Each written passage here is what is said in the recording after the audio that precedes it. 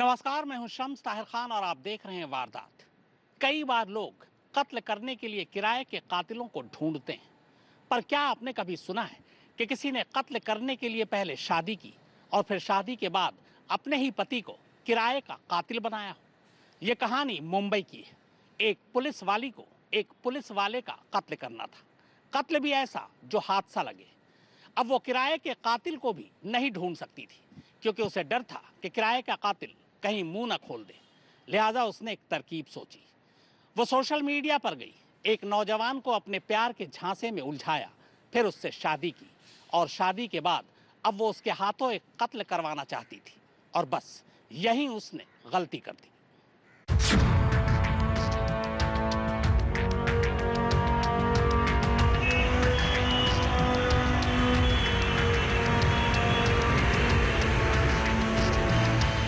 Mumbai police में head constable Shivaji Sanap अपनी duty खत्म कर वापस पुणे अपने घर जा रहा था। शिवाजी मुंबई पुलिस के नेहरू नगर थाने में पोस्टेड था। ड्यूटी के लिए वो रोजाना पुणे से मुंबई आया करता और फिर ड्यूटी खत्म होने के बाद पुणे लौट जाता।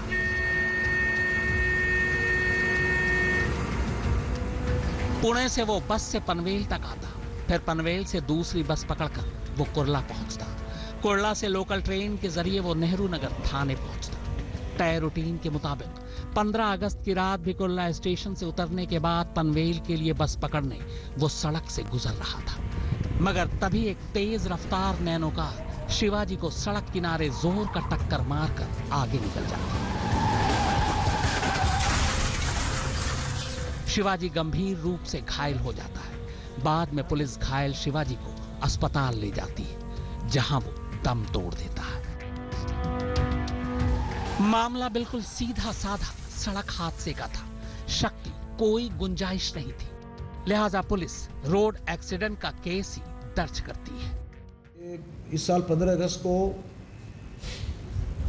हमारे यहाँ पनवेल शहर पुलिस स्टेशन के जुरिस्डिक्शन में एक एक्सीडेंट का केस दाखिल हुआ था, जिसमें हमारे एक पुलिस नायक है शिवाजी सानप, जो पहले Nehru Nagar police station Mumbai city में वहाँ पे काम करता था। उसका एक्सीडेंट हुआ था और वो एक एक्सीडेंट का प्योर एक्सीडेंट का केस दाखिल किया था हमारे यहाँ पे, और बाद में शिवाजी सानप की मृत्यु हो गई थी। अब तक हादसे की खबर पुणे में शिवाजी के घर वालों को भी लग चुकी थी। परिवार फौरन मुंबई पहुंचता है, लेकिन इसके बाद शिवाजी की पत्नी और उसका साला ये शक जताते हैं कि मामला सड़क हादसे का नहीं बल्कि कत्ल का है। चूंकि मौत एक पुलिस वाले की हुई थी, लिहाजा पुलिस शिवाजी की पत्नी की शिकायत दर्ज कर उन्हें जांच का भरोसा देती है। लेकिन खुद पुलिस को अब तक यही लग रहा था कि यह मामला सीधे सीधे रोड एक्सीडेंट का है। पर तभी कहानी में पहला ट्विस्ट आता है। जिस जगह शिवाजी का एक्सीडेंट हुआ था, उस जगह से कुछ ही किलोमीटर दूर एक नैनो कार जली हालत में लावारिस मिलती है। अब तक पुलिस को भी पता नहीं था कि शिवाजी का एक्सीडेंट किस कार से हुआ है। पत्नी की शिकायत पुलिस के पास पहले से ही थी, लिहाजा पुलिस मौत की जांच करने का फैसला करती है। जिस तरह से वहाँ पे एक्सीडेंट हुआ था, इनको थोड़ा सा डाउटफुल लगा। हमारे जो ऑफिसर वहाँ पे हैं, इनको जैसे जैसे वहाँ पे डाउट आता गया और कुछ कुछ इन्फॉर्मेशन मिलती गई, उन्होंने पूरे इन्वेस्टिगेशन को हर तरह से जो भी साइंटिफिक होना चाहिए, सीसीटीवी फुटेज है, लोगों से पूछना है, सोशल मीडिया पे क्या क्या हुआ, कैसे हुआ। जिस जगह यह हादसा हुआ था, पुलिस उसके आसपास के तमाम इलाकों की सीसीटीवी फुटेज खंगालना शुरू कर देती है। पुलिस को शिवाजी का रूटीन भी पता था। यह भी पता था कि वो पुणे से नेहरू नगर पुलिस स्टेशन रोजाना कैसे आते और जाते थे। लिहाजा पुलिस ने नेहरू नगर पुलिस स्टेशन से लेकर कुर्ला स्टेशन के बाहर तक के सभी सीसीटीवी फुटेज खंगालने का फैसला किया। पुलिस ने अलग अलग जगहों से करीब 250 सीसीटीवी कैमरों को खंगाल डाला। तफ्तीश रंग लाई। 15 अगस्त की रात शिवाजी कुर्ला रेलवे स्टेशन से बाहर निकलते हुए एक कैमरे में कैद हो गए।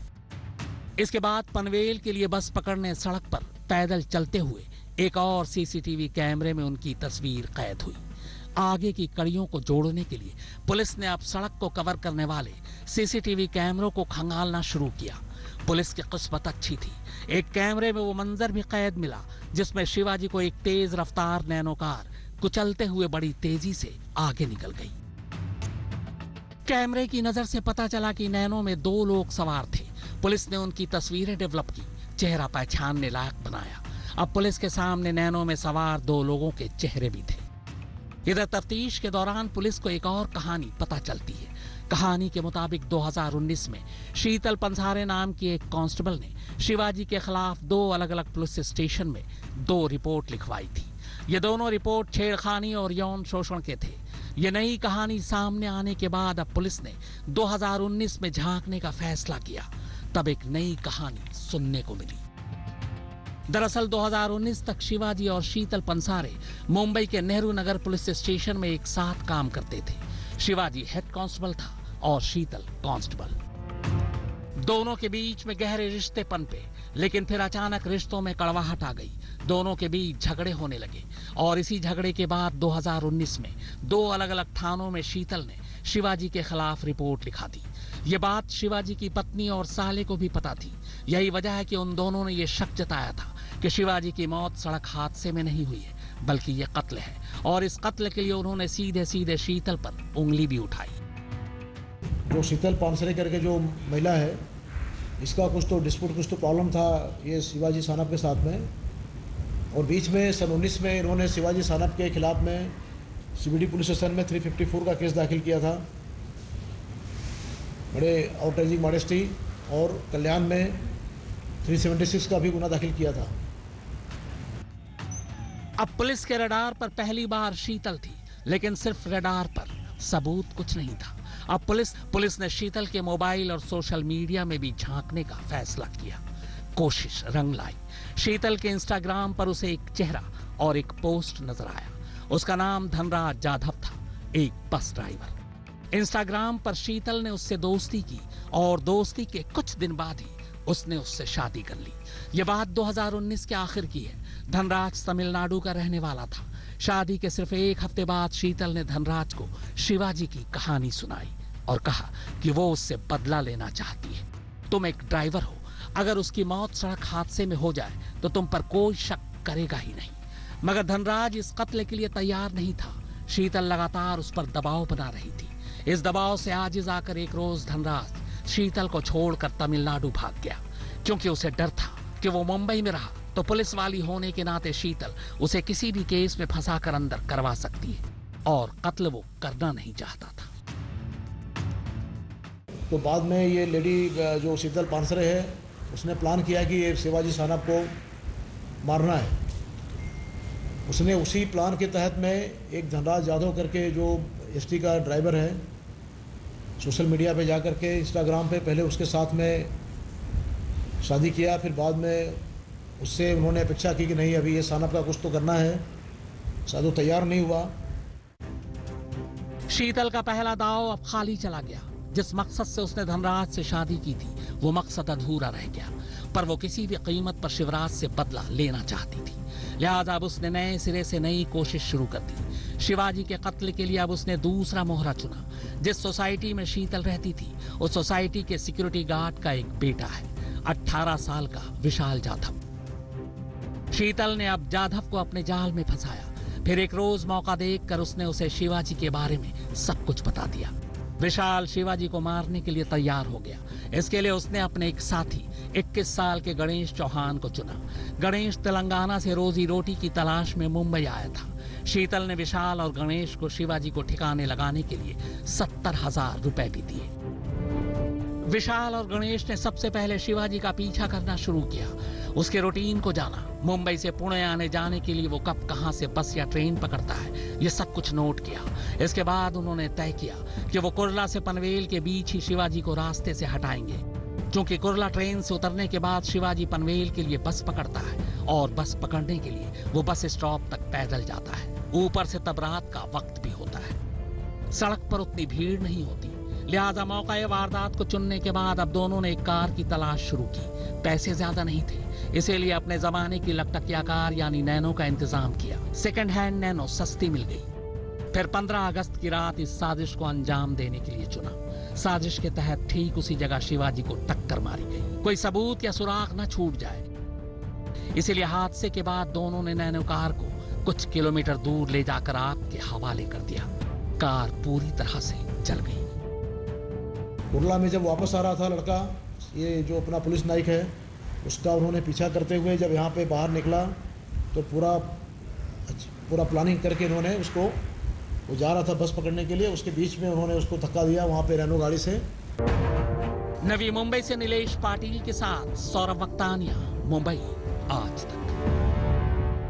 कत्ल का ये वो केस था जिसने खुद पुलिस को उलझा कर रख दिया था। पुलिस को कई दिनों तक तो यही लगा कि ये मामला सड़क हादसे का है, कत्ल का है ही नहीं। लेकिन सीसीटीवी कैमरे ने पुलिस का काम आसान कर दिया।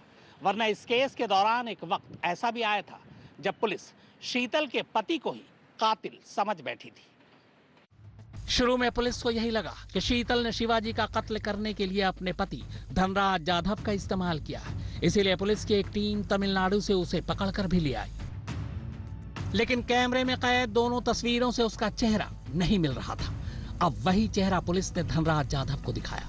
धनराज इनमें से विशाल को पहचान गया, क्योंकि विशाल उसी सोसाइटी के सिक्योरिटी गार्ड का बेटा था, जिस सोसाइटी में न सिर्फ शीतल रहती थी बल्कि वो खुद भी शीतल के पति के तौर पर कुछ वक्त तक वहां रह चुका था। अब सबूत, गवाह, सब कुछ सामने थे, लिहाजा पुलिस ने अब तय किया कि वो वक्त आ गया है जब अपने ही महकमे की सिपाही शीतल को गिरफ्तार किया जाए। पुलिस ने ऐसा ही किया। अब शीतल, विशाल और गणेश तीनों पुलिस की हिरासत में हैं। पूरी कहानी जानने के बाद खुद पुलिस हैरान है कि एक पुलिसवाली ने एक पुलिस वाले से बदला लेने के लिए कैसी कैसी साजिश रची, और तो और कत्ल के लिए शादी तक कर ली। नवी मुंबई से नीलेश पाटिल के साथ सौरभ वक्तानिया, मुंबई आज तक। तो वारदात में फिलहाल इतना ही, मगर आज तक पर खबरों का सिलसिला लगातार जारी है।